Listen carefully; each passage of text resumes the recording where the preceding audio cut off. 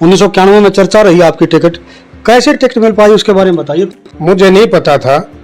जब मैं बदरपुर बॉर्डर पर वहाँ से आया तो कुछ लोग मुझे वहाँ जानते थे, खड़े मिले जब मोबाइल नहीं होते थे कि आपका टिकट हो गया। मैंने कहा मेरा टिकट, मैंने कोई अप्लाई नहीं किया, मुझे पता ही नहीं ना। मैं आपके मंत्री कार्यकाल की प्रमुख विशेषताएं क्या रही? और सबसे पहले जब मेरे से बात की गई तो मैंने कहा भाई मैं तनख्वाह नहीं लूंगा। सफेदों की राजनीति में एक स्थापित नेता के तौर पर आपको देखा जा रहा है। पिल्लू खेड़ा ब्लॉक के कुछ गांव ले लीजिए, यहाँ जल भराव की, पानी की अब भी समस्या, ये ऐसी समस्याएं का स्थायी समाधान आप क्यों नहीं करवा पाई? उनका सीधा आरोप है कि बीजेपी सरकार जो है ओबीसी वर्ग को अंधेरे में रखे हुए है। भर्ती कार्यालय में नोटों की अटैचियां भी मिली है। सम्मानित नागरिकगण, सिटीजन मोर्चा न्यूज नेटवर्क में आपका स्वागत है। हमारी तरफ से आप सबको सादर नमस्कार। सिटीजन मोर्चा न्यूज नेटवर्क में आज हम आपका परिचय एक ऐसी राजनीतिक और सामाजिक हस्ती से करवाने जा रहे हैं जिन्होंने युवा काल से ही आर्य समाज को अपना रास्ता बनाया और आज उन्हीं रास्तों पर चलते हुए प्रदेश की राजनीति में एक अहम स्थान बनाए हुए हैं। न केवल हरियाणा का जींद जिला बल्कि पूरे मध्य हरियाणा में उनको एक मजबूत नेता के रूप में जाना जाता है। वो हैं हरियाणा के सफेदों विधानसभा क्षेत्र से 2 बार विधायक रहे, मंत्री रहे, बचन सिंह आर्य जी। आर्य साहब, आपका सिटीजन मोर्चा न्यूज नेटवर्क में स्वागत है। धन्यवाद, आपका भी बहुत बहुत शुक्रिया। आर्य साहब, युवा काल से राजनीति शुरू की या समाज सेवा शुरू की? मैंने ज़्यादातर मेरा परिवार सदा से ही पीढ़ियों से, जब से भी सृष्टि बसी होगी, जहाँ तक मुझे पता है, मेरे पिता दादाजी बताते रहे। तो जींद, अब तो ये जींद जिला है, संगरूर जिला भी हमने देखा, जींद तहसील होती थी। और मेरे दादाजी बताते थे कि जींद हमारी रियासत होती थी। तो मेरा गांव जो पैतृक गांव है बुसलाना, सफेदों तहसील में या विधानसभा सफेदों है, बॉर्डर पर है। और मेरा परिवार और मेरा सारा गांव पूरी तरह से महर्षि दयानंद और आर्य समाज से प्रभावित रहा है। तो बचपन से ही मैंने ज़्यादातर अपनी शिक्षा, अपने कृषि और गौओं के प्रति जो आर्य समाज का, ऋषि दयानंद का शुरू से प्रचार रहा है। और मेरा पूरा गांव भी आर्य समाजी है। और मेरी रुचि बचपन से ही, जैसे मेरे बुजुर्गों की गांव की रही है, सामाजिक कार्यों में, कृषि में और अपनी पढ़ाई में रही है। गौओं के प्रति भी हमेशा, और नशा विरोधी अभियान भी शुरू से ही हम ओम के झंडे हाथ में लगा करके बीड़ी ना पियो, शराब ना पियो, सिगरेट ना पियो, तम्बाकू का वो इत्यादि इत्यादि सेवन ना करो। तो ऐसे ऐसे कार्य जैसे थोड़ा बड़ा हुआ, हमारे भाई और परिवार के लोग करते थे, उसमें हिस्सा लेता रहा हूँ पढ़ाई के साथ साथ। और उसके बाद मैं स्वामी आनंद बोध सरस्वती, जो हमारी सबसे बड़ी सभा है विश्व स्तर की, लाला राम गोपाल सालवाड़े जिनका नाम होता था, कभी सांसद भी रहे, 4थी लोकसभा में चांदनी चौक से वो जनसंघ जब होता है उससे सांसद बने थे। बाद में संन्यास जब ले लिया तो अंतर्राष्ट्रीय स्तर पर सार्वदेशिक सभा के प्रधान बने। और नाम जब सन्यासी बदल जाता तो स्वामी आनंद बोध सरस्वती हुआ। वो भी गौ प्रेमी थे और उन्होंने भी पूरे देश के अंदर काम किया। मैंने उनके साथ रह करके भी, जब भी खेती से और पढ़ाई के समय लगता था, तो मैं गौओं के प्रति, नशों के विरोध में और काम करता रहा। आर्य साहब, आर्य समाज से जुड़कर आपने नशे के विरोध में, सामाजिक बुराइयों के विरोध में, गौ सेवा को लेकर काम शुरू किया और आर्य समाज से ही आपको विधानसभा का रास्ता मिला। 1991 में चर्चा रही आपकी टिकट, कैसे टिकट मिल पाई उसके बारे में बताइए। प्रथम बार जी, पहली बार तो परमात्मा पर विश्वास रखने वाले व्यक्ति और कर्म पर भी साथ साथ हमारी वेदों में भी बताया गया है।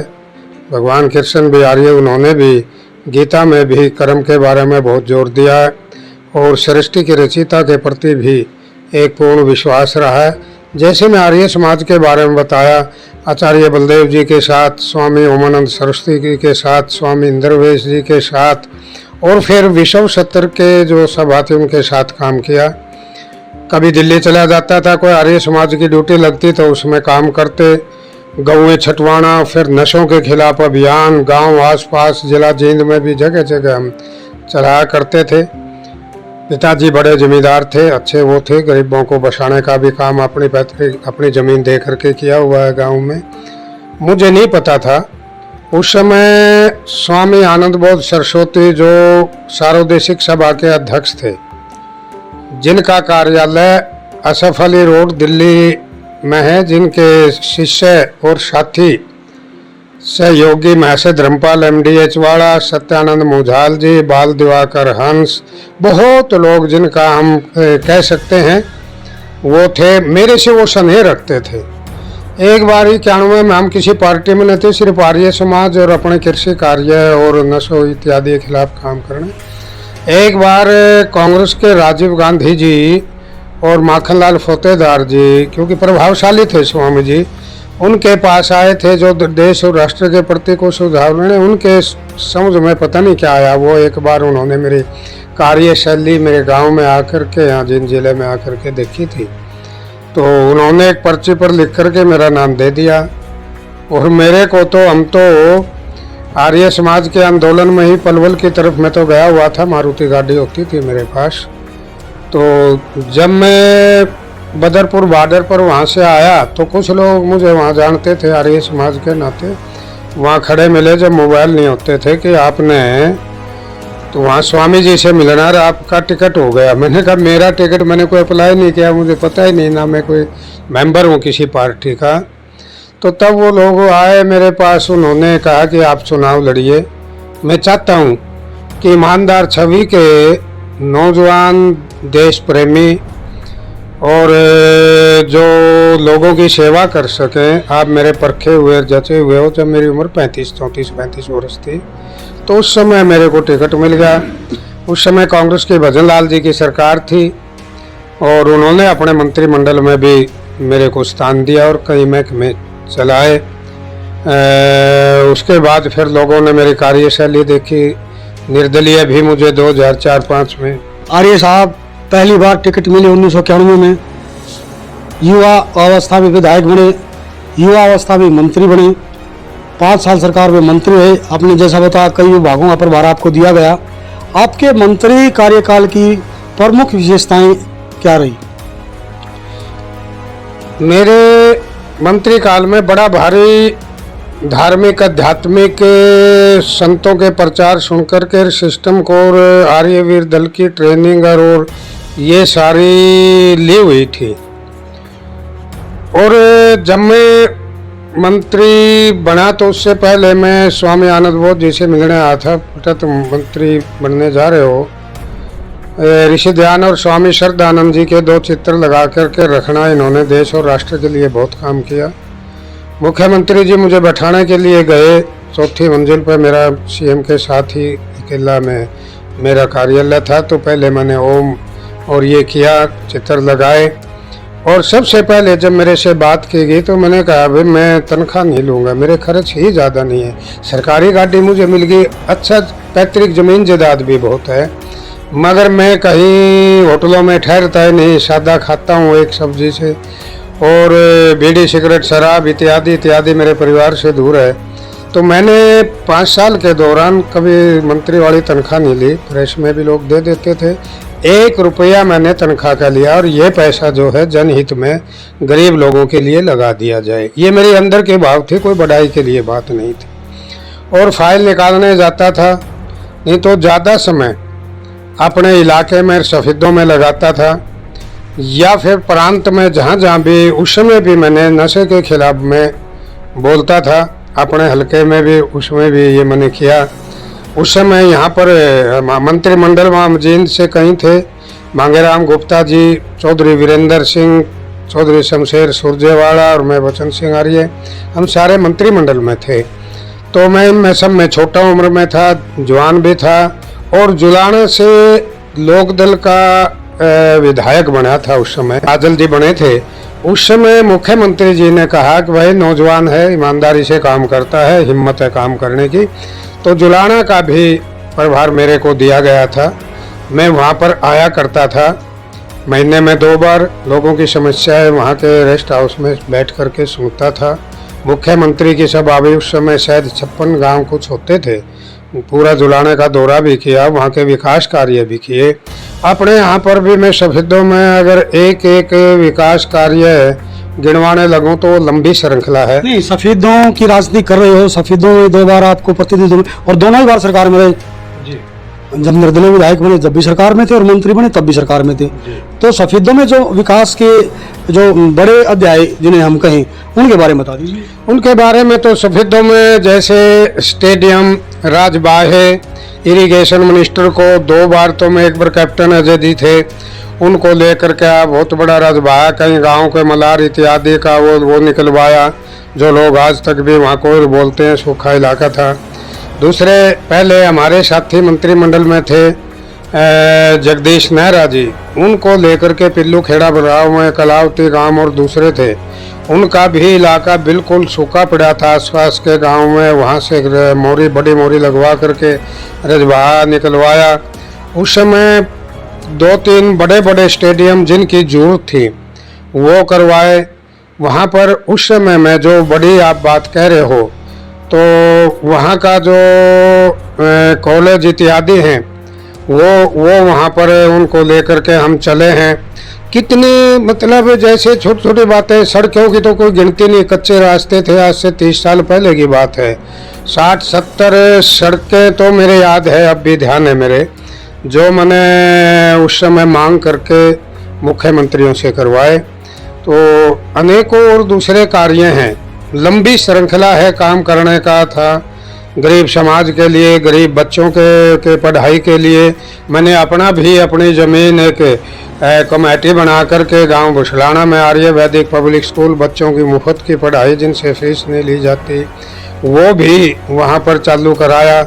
मतलब कोशिश की जितना भी हो सके। और अगर मैं राजनीतिक तौर पर कहीं बोलता था और आज भी बोलता हूँ, तो उसमें मेरी रुचि है कि नशों के खिलाफ तो मैं बोलता ही बोलता हूँ, समझाता भी हूँ, और समझाने पर साथ बैठा करके समय लगाता हूँ, प्रतिज्ञा भी कराता हूँ। और उस प्रतिज्ञा जिसने भी की है करीबन 90-99% वो बच्चे आज तक भी कहते हैं। दूसरा कि हमने उस समय पर प्रतिज्ञा की थी, इसलिए हम शराब, धूम्रपान और दूसरे नशे नहीं करते। ये मेरी रुचि है। और विकास कार्यों की और शांति और अमन के लिए मैं कोशिश करता हूँ कि मुकदमे दर्ज ना हो। और बैठ करके मेरा आर्य सदन नाम से कार्यालय सफेदों में, कि वहाँ बैठ करके मैं आपस में भाईचारे का समझौता कराऊँ। जात पात की बात ना कह करके मैं कहता हूँ भी एक जमात की बात है, मानव जाति सारी से, जो लोगों ने भी मेरा साथ दिया। क्योंकि जिस जाति में जिस को लोग जाति कहते हैं, उनके तो शुरू में सारे 1200-1250 वोट थे। जब मुझे जिताया, दोबारा मेरे को 27,000 कुछ से जिताया निर्दलीय में 2004-05 में 2,500 वोट मेरे जाति के थे, लोगों ने 27,000 से। तो मैं ये भी बार बार कहता हूँ उपलब्धि ही है, लोग प्यार करते हैं। अब की बार भी मुझे बीजेपी ने, आदरणीय मुख्यमंत्री बीजेपी पार्टी ने टिकट दिया, तो 54,000 वोट आए हैं, जो थोड़े नहीं हैं। किसी कारण से कुछ परिस्थितियां या समीकरण की वजह से थोड़े से वोटों से रह गया, मगर अब भी लगातार मैं उसी सेवा में, वही मेरा शुरू से जो है जात पात से उठ करके, और जो मेरी पार्टी की बात है, जो मेरी सरकार की बात है, उसमें लगा रहता हूँ। आर्य साहब, आपने राजनीतिक अपने जो करियर रहा है उसके संदर्भ में मुख्य बात यह बताई कि नशे के प्रति लोगों को जागरूक किया, युवाओं को जागरूक किया, रजबाहें, सड़कें इत्यादि के बारे में बताया। आप 1991 से लेकर आज 2022 है, 31 साल से सफेदों की राजनीति में एक स्थापित नेता के तौर पर आपको देखा जा रहा है। और आज स्थिति क्या है 30 सालों में? 10 साल तो निश्चित रूप से आप सीधे सत्ता में रहे हैं, 5 साल मंत्री रहे हैं, 5 साल सरकार, हुड्डा सरकार की जो है उसमें विधायक रहे हैं, और आज भी बेशक आप चुनाव हारे हैं लेकिन बीजेपी सरकार में हैं। उसके बावजूद भी आपके सफेदों विधानसभा क्षेत्र में, यहाँ तक कि आप ले लीजिए पिल्लू खेड़ा ब्लॉक के कुछ गांव ले लीजिए, यहाँ जल भराव की पानी की अब भी समस्या, ये ऐसी समस्याएं का स्थायी समाधान आप क्यों नहीं करवा पाए? आदरणीय मुख्यमंत्री जी अभी 3-3.5 महीने पहले आए थे शहीदों में। वैसे वो जनसभा पूरे जिले की थी। हमने मांग की थी जी शहीदों में कर लो, कहीं एक जगह तो करनी होती है। उन्होंने हमारे कहने से शहीदों में जनसभा की थी, बड़ी विशाल जनसभा थी। इन सारी चीज़ों के लिए जितना हो सका काफ़ी हमने पहले भी किया और अब भी कर रहे हैं। आदरणीय मुख्यमंत्री जी ने जल के समाधान के लिए पोर्टल बनाए हैं और वो पूरी तरह से चिंतित हैं इस बात के लिए और वो काम को निपटाने में रुचि रखते हैं, खाली बातों तक नहीं। कितने उन्हें पोर्टल तैयार कर दिए और जल के बारे में तो बार बार मीटिंगें लेकर के हर इलाके का, हर ज़िले का, हर ब्लॉक के बारे में सारी रिपोर्ट उन्होंने लेकर के और ये पोर्टल तैयार किए हैं। और जल के बारे में तो विशेष पोर्टल उन्होंने तैयार किया, इसमें रुचि है और मुख्यमंत्री जी के और सरकार के आदेश से कार्य चल रहा है पिल्लूखेड़ा ब्लॉक में भी और सफेदों में। विश्वास है सरकार के इस कार्यकाल में जो सफेदों की, पिल्लूखेड़ा की या आसपास के इलाके की जल भराव की समस्या पूरी हो जाएगी?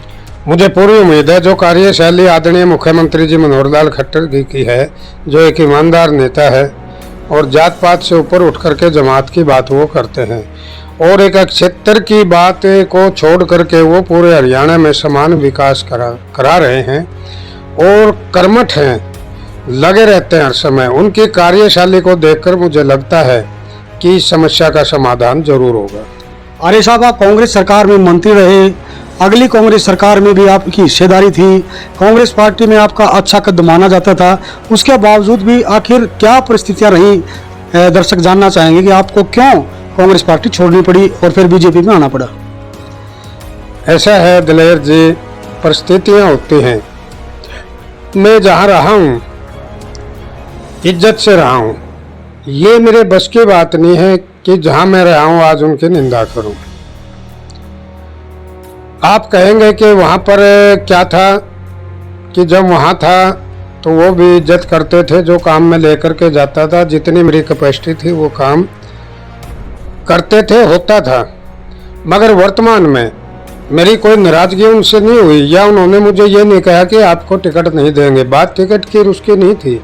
जब उन्होंने 5 में 4 में टिकट नहीं दिया था, जब कांग्रेस की आंधी थी और 90 में से 67 सीट आई थी, जब भी मेरे इलाके के लोगों ने मुझे 27,000 कुछ से जिता दिया था, उशानदेह में भी जात पात से ऊपर उठ करके। बात इसकी नहीं थी कि कोई मुझे ये था। मगर जब मैंने आदरणीय मोदी जी की, क्योंकि मैं कोई ऐसा तो नहीं कि भाई मैं कभी स्कूल में नहीं गया, मैं MA हिस्ट्री हूँ, इतिहास से मैंने MA किया है और बड़े स्वाध्याय करके बड़े सिस्टम से सूक्ष्मता से चीज़ों को समझने का स्वभाव भी रहा है। तो मैंने जो भारत के प्रति, देश के प्रति जो प्रेम, जो कार्यशैली समझी आदरणीय मोदी जी की कि देश को किस दिशा में ले जा रहे हैं, देश उन देशों के मुकाबले में जो विकसित देश हैं वहाँ ले आकर के मोदी जी प्रयासरत हैं कि खड़ा कर रहे हैं भारतवर्ष को। आर्य समाज और RSS एक साथ साथ चलती हुई एक संस्थाएं रही हैं। तो मेरा देश प्रेम और भी ज़्यादा इस कार्यशैली से मैं प्रभावित हुआ। फिर हरियाणा का देखा तो मैंने ये देखा कि आदरणीय मुख्यमंत्री मनोहर लाल जी और बीजेपी पार्टी कितनी सूझबूझ से कार्य कर रहे हैं। कोई जाति भेद नहीं करते, कोई किसी तरह का भी अक्षत्रवाद की बात नहीं करते, कभी किसी MLA मंत्री पर कोई लांछन नहीं लग रहा किसी तरह का भी। मुख्यमंत्री के बारे में, मनोहर लाल जी के बारे में एक दिन भी जब हम कांग्रेस में थे देखते थे, सुनते थे, सरकार बीजेपी की थी पिछली बार, कि कोई उंगली भी करने वाला व्यक्ति नहीं था कि भाई ने कोई किसी तरह भाई भतीजावाद या परिवारवाद की बात की है। तो मेरे अपने सिद्धांत जो प्रिंसिपल थे, क्योंकि हम वेद को भी मानने वाले हैं, पूरी तरह से वैदिक धर्मी हैं, तो उस राष्ट्र प्रेम और कार्यशैली को देखकर मेरा अपना मन हुआ और फिर मैं मुख्यमंत्री जी से करनाल में जा कर के, आदरणीय संजय भाटिया जी साथ थे, बड़े अच्छे सांसद हैं, प्यारे हैं, और आदरणीय रमेश कौशिक जी भी साथ थे। तो मुख्यमंत्री जी से मिले, 1 घंटे तक बात हुई। इन्होंने मेरे बारे में बताया। तो मैंने ये कहा कि नहीं, मेरी इच्छा है कि उनसे, मैंने कहा नहीं, मुझे उनसे और इनसे कोई बात नहीं, आपके कार्यशैली को देख करके, आपके ईमानदारी को देख करके, आदरणीय मोदी जी का देश प्रेम के प्रति ये व्यवहार और कार्य देख करके मेरा खुद मन है कि मैं पार्टी ज्वाइन करूं। आर्य साहब, आपने बीजेपी ज्वाइन की, 2 साल बीजेपी सरकार में आप हैं। सवाल ये उठता है, जिस देश सेवा की आप बात कर रहे हैं, या बीजेपी ने आपको लिया, जैसा कि आपने बताया कि कोई भी राजनेता निश्चित रूप से कैमरे के सामने हर अमूमन यही कहेगा कि मैं जात पात की राजनीति नहीं करता, लेकिन सभी पार्टियां राजनीति को देखते हुए उन्हीं समीकरणों के आधार पर टिकट देती है। चूंकि सफेदों में पिछड़ा वर्ग का बहुमत है, मैं मानता हूं, या आप भी मानते होंगे कहीं ना कहीं, कि उसी आधार पर आपको सफेदों से टिकट दिया जाता रहा है, वहीं से आप जीत कर आते रहे हैं। तो बीजेपी का अगला रोड मैप क्या होगा? क्या आपके अनुभव को देखते हुए, विशेषकर मध्य हरियाणा में पिछड़ा वर्ग में, आपसे किस तरह की अपेक्षाएं की जा सकती हैं? देखो, मैं मानता हूँ इस बात को। पहली बात तो अपना अपना करैक्टर होता है। मैंने बताया ना आपको कि मैं 14-15 वर्ष का था जब मैंने महर्षि दयानंद जी का पवित्र ग्रंथ सत्यार प्रकाश पढ़ लिया था। उसको पढ़ेंगे तो इंसान को सारा पता लग जाता है कि क्या इंसानियत है, क्या मनुष्यता है, क्या मानव जाति और क्या जीवन है, कैसे हमें जीवन जीना चाहिए। मेरा कभी कोई भाव ऐसा नहीं रहा। मेरे से अब की बार भी कोई फार्म भरवा गया था तो मेरे से बात आई थी कि गुजर समाज के 8-10 हल्के हैं, कहीं से भी फार्म भरोगे क्या? मेरे से ये भी बात कही थी जब ज्वाइन करने से पहले कि आपकी कंडीशन क्या? मैंने कंडीशन कुछ है नहीं, मेरा तो समर्पण है। कंडीशन तो जब हो मेरी, मैंने कुछ पार्टी को भी दिया हो, मैंने ये नहीं कहा। मैंने अपने सिद्धांत के हिसाब से मैंने ये भरा था कि मेरे को अगर आपने टिकट देना अगर शब्द का, तो मेरी जन्मभूमि शहीदों से देना, क्योंकि 36 बिरादरी के लोग जिन्होंने मुझे 2 बार बनाया है तो उनको मेरे से उम्मीद और आशा है, इसलिए मेरे को और जगह से मुझे स्वीकार्य नहीं होगा और मैंने सफेदों ही भरा था। जहाँ तक बात आपने की ओबीसी की, और आपने ये भी कहा कि मध्य हरियाणा के आप एक ओबीसी बड़े चेहरे हैं। बात बड़े और छोटे की नहीं है, मेरा अपना एक दायरा है 5-6 जिलों में तो है ही है, जिससे ओबीसी के लोग भी और दूसरे लोग भी, 36 बिरादरी के दूसरे हर समाज के लोग जिनसे मैं जुड़ा हुआ हूँ और वो मेरे से जुड़े हुए हैं। क्योंकि लंबे समय होगा, जवान उम्र में मैं एमएलए और मंत्री बन गया था, लोगों के बीच में जाऊँ, आज तक कोई दाग ना मेरे साथियों ने मेरे पर लगने दिया ना मैंने। मुझे भविष्य में वो क्या करते हैं, मेरी ऐसी लोलुपता नहीं रही है कि अवश्य मुझे टिकट दिया जाए। वो अलग बात है, मैं चुनाव लड़ने वाला व्यक्ति हूँ कि चुनाव जो लड़ेगा तो वो साथियों को छोड़कर कैसे जाए, मगर पार्टी पर और मुख्यमंत्री जी की और पार्टी की शैली को देख के मैंने पूरा समर्पण किया है कि पार्टी जो चाहेगी वो मैं करूँगा। रही बात अक्सर भी जाति की बात करते हैं कि हम, और लोग फिर जाति के नाम पर भी वोट मांगते हैं, अपनी अपनी स्वभाव होता है। मैंने कभी सिर्फ जमात की बात की है, 36 बिरादरी की बात की है, उसके लिए प्रमाण भी आपके सामने है कि कांग्रेस की जब आंधी थी तो वहाँ से जब 67 सीट आई थी, लोगों ने साबित कर दिया था कि मैं 36 बिरादरी का चौकीदारा करता हूँ। रही बात 2 साल नहीं हो गए मुझे, मैंने तो अमित शाह जी ने, मुख्यमंत्री जी के निर्देश पर अमित शाह जी ने मुझे पार्लियामेंट के चुनाव से पहले सोनीपत में मुझे ज्वाइन कराया था। 19 में करवा दो, 2.5 साल हो गए।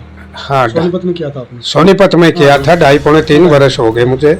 और उस समय पार्लियामेंट में आपके ध्यान होगा जब मैंने ज्वाइन किया, और यहाँ से भाई रमेश कौशिक जी ने जो चुनाव लड़ा, जबकि शहीदों छोटा शहर है, और ये थी कि भाई जींद शहर में और सोनीपत में ज़्यादा वोट आएंगे बीजेपी के, मगर शहीदों में ज़्यादा वोट आई थी कि जो मेरा 36 बिरादरी का जो मेरा समूह है, ग्रुप है, वो एकदम से सभी साथ के साथ वहाँ मानी। मध्य हरियाणा में जितने भी मेरे साथी जिनका मैंने काम और सेवा किए, हर जाति का लोग, उसी समय कांग्रेस छोड़ करके आम व्यक्ति भी, मजदूर और गरीब आदमी ने भी, भाई आर्य भाई न उधर चले गए, हम भी उधर वोट डालेंगे, तो उन सब ने वोट डाला था। सफेदों से सबसे ज़्यादा वोट बीजेपी की सफेदों से आई थी। आर्य साहब, हर एक राजनीतिक पार्टी की एक कार्यशैली भी रही है और रणनीति भी रही है। चुनाव के समय संबंधित जाति विशेष के नेता को उसी जाति में भेज दिया जाता है, खासकर बीजेपी की भी यही रणनीति है। अब ओबीसी की अगर बात करें, ओबीसी में बीजेपी का आप चेहरा हो सकते हो ओबीसी में, मध्य हरियाणा में हो सकते हैं, लेकिन ओबीसी को लेकर जो दूसरी पार्टियां हैं, बीजेपी भी विपक्ष में जो पार्टियां हैं, कांग्रेस है या और दूसरी, उनके जो बैकवर्ड नेता हैं, बैकवर्ड क्लास से आने वाले नेता, उनका सीधा आरोप है कि बीजेपी सरकार जो है ओबीसी वर्ग को अंधेरे में रखे हुए है, क्रीमी लेयर नया लगा के ओबीसी समाज के लोगों के साथ नौकरियों में बड़ा खिलवाड़ किया गया है। आपका क्या मतलब?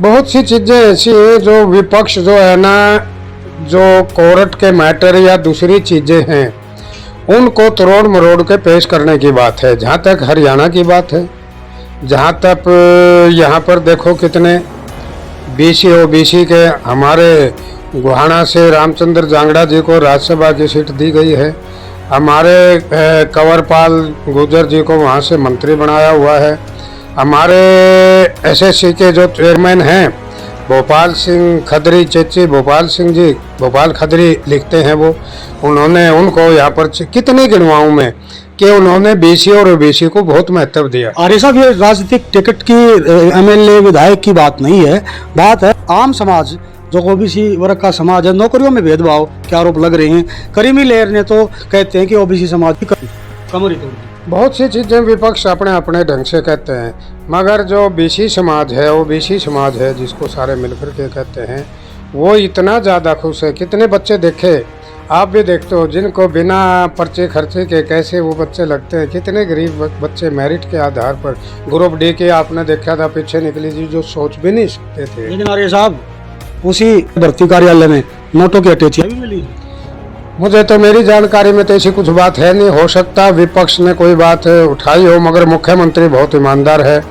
हमारे जितनी बार भी कहीं गड़बड़ और किसी ने बेईमान लोग तो सदा से सतयुग से लेकर द्वापर, त्रेता और कलयुग में भी हैं। भगवान रामचंद्र जी के राम को आजकल राम राज्य, सदा से राम राज की बात करते हैं, मगर उस समय भी किस तरह से, मैं रामायण के उन पन्नों में नहीं जाना चाहता तो कैसे लोग हुआ करते थे, अपवाद है। मगर जहाँ भी कभी ऐसी बात आई है तो मुख्यमंत्री जी ने, मनोहर लाल जी ने कड़े शब्दों में सीधा कहा, उसी भर्ती को एकदम से रद्द कर दिया। और कितने जो ऐसे बेईमान लोग जिनका पता लगा उनको जेल में डाला गया है, वो बख्शते नहीं है कभी भी कोई ऐसी बात। आर्य साहब, आपका राजनीति में भी और सामाजिक जीवन में भी अच्छा खासा अनुभव रहा है। सामाजिक दृष्टि से और आर्थिक दृष्टि से आपका ओबीसी या एससी या जो गरीब तबका है, उसके जीवन को सुधार के लिए आपके दिमाग में क्या रोड मैप है और सरकार को किस तरह का सुझाव आप देना चाहेंगे? सरकार सभी वर्गों के लिए समान, खाली बीसी ओबीसी की बात ही नहीं। मैं जहाँ तक आपने ही मुझे, मैं नहीं कहता कि मैं बड़ा चेहरा हूँ मध्य हरियाणा में, आपने और दूसरे साथियों ने भी बार बार, पत्रकार मुझे पानीपत में भी कह देते हैं और जगह भी, वो उनकी और आप लोगों की बात है जो आप महसूस करते हो। मैं कभी नहीं कहता कि मैं बड़ा चेहरा हूँ या मैं छोटा चेहरा हूँ, काम करने की आदत है। जहाँ तक बात है वो खाली बीसी ओबीसी को नहीं, वो एससी समाज को भी, वो जर्नल को भी, सभी को जिसका जो हक है पूरी तरह से उनकी भलाई के लिए, रोजगार के लिए और बातों के लिए, या किसान के लिए, मजदूर के लिए पूरी तरह से सारे रोड मैप उन्होंने तैयार किए हुए हैं। और मैं तो ये कहता हूँ, मैं इस बात के लिए सरकार को बधाई देता हूँ, क्योंकि उन्होंने, मैं क्या उनको सुझाव दूंगा, वो इतने सियाने और समझदार हैं कि 24 घंटे इस बात पर लगे रहते हैं कि कैसे अपने समाज को उठाया जाए, कैसे रोड निकाले। आपने देखा हाईवे, देखो मेरे जींद में ही देखो हाईवे देख लो, मेरे सफेदों विधानसभा क्षेत्र में कितने हाईवे निकल गए। जो एक सपना था, जहाँ 31 साल से मैं राजनीति करता हूँ, रब भी कर रहा हूँ, कि वहाँ पर कभी ऐसे रोड्स देखने को नहीं मिलते थे। विदेशों में जब मैं विदेश टूर पर गया था, यूरोप में, अपने 60-70 आर्य समाज के लोगों को लेकर के, तो वहाँ पर ऐसे रोड्स दिखाई देते थे। कितना विकास और कितना भला ये कार्य हो रहा है। व्यक्ति विशेष का किसी का ना हो और वो इससे दुखी होकर के कोई बात कहे, वो तो उसकी अपनी बात है। आर्य साहब, आखिरी सवाल, आपने 2 मुख्यमंत्रियों के साथ सरकार में काम किया, आप मनोहर लाल जी के साथ भी कंधे से कंधा मिलाकर चल रहे हैं। मैं ये नहीं कहूँगा कि तीनों की कार्यशैली का अंतर बताइए, आप इतना बताइए कि प्रदेश के हित में तीनों में से कौन सा नेता है? हम इनकी तुलना अगर करने लगे तो वो लंबी बात हो जाएगी। मैंने आदरणीय चौधरी भजनलाल जी के मंत्रिमंडल में भी काम किया, जैसे मुझे 5-6 पोर्टफोलियो उन्होंने दिए हुए थे और खूब भली प्रकार से वो मेरे से संतुष्ट थे, मेरे अधिकारी संतुष्ट थे। भूपेंद्र हुड्डा जी के टाइम में मैं मंत्रिमंडल में नहीं था क्योंकि मेरा टिकट कट गया था, निर्दलीय विधायक था। उन्होंने भी मुझे आदर दे करके और 5 साल नहीं 10 साल तक उन्होंने खूब महत्व दे करके, मैं अपना कोई निजी काम तो कभी बहुत मुश्किल है कि कभी लेकर के गया हूँ, मैं क्षेत्र के काम ही लेकर के जाता था, वो भी किया करते थे। और आदरणीय मुख्यमंत्री मनोहर लाल जी जब भी कोई अपने क्षेत्र की अभी आए थे, यहाँ भी 200-250 करोड़ की योजनाएं जो भी हमने रखी वो सारी उन्होंने मंजूर कर दी। सम्मान करते हैं, इज्जत करते हैं। दिक्कत ये है लोगों के कि जो तुलना करते हैं नेता लोग, पिछलों की बुराई अगलों की बढ़ाई या वर्तमान से भी नाराज होते हैं, उनके निजी हित होते हैं अपने, वो जनता के हित की ज़्यादा बात नहीं करते, क्षेत्र के लोगों की बात नहीं करते। तो अपनी बात मैंने कभी भी, मेरी अपनी है नहीं, हमारी समाजी आदमी संतुष्ट हैं और उनसे जो वादा किया था डट के उनके साथ हैं। इस समय वो मैंने आपको पहले बताना है कि ईमानदार आदमी समान, पूरी तरह से समान विकास हरियाणा के करते हैं और पूरी तरह से इनके कार्यशैली से मैं बचन सिंह आर्य खुश हूँ। ये थे बचन सिंह आर्य जी, सफेदों से राजनीति करते हैं, फिलहाल बीजेपी में हैं और इनका मानना है कि बीजेपी सरकार समुचित रूप से सभी वर्गों का समान विकास कर रही है। आप बने रहिए सिटीजन मोर्चा के साथ। आपसे निवेदन है कि कृपया अपने इस सिटीजन मोर्चा को, न्यूज चैनल को सब्सक्राइब, लाइक व शेयर करें। देखते रहिए सिटीजन मोर्चा। आपको फिर मिलाते हैं किसी दूसरी राजनीतिक हस्ती से।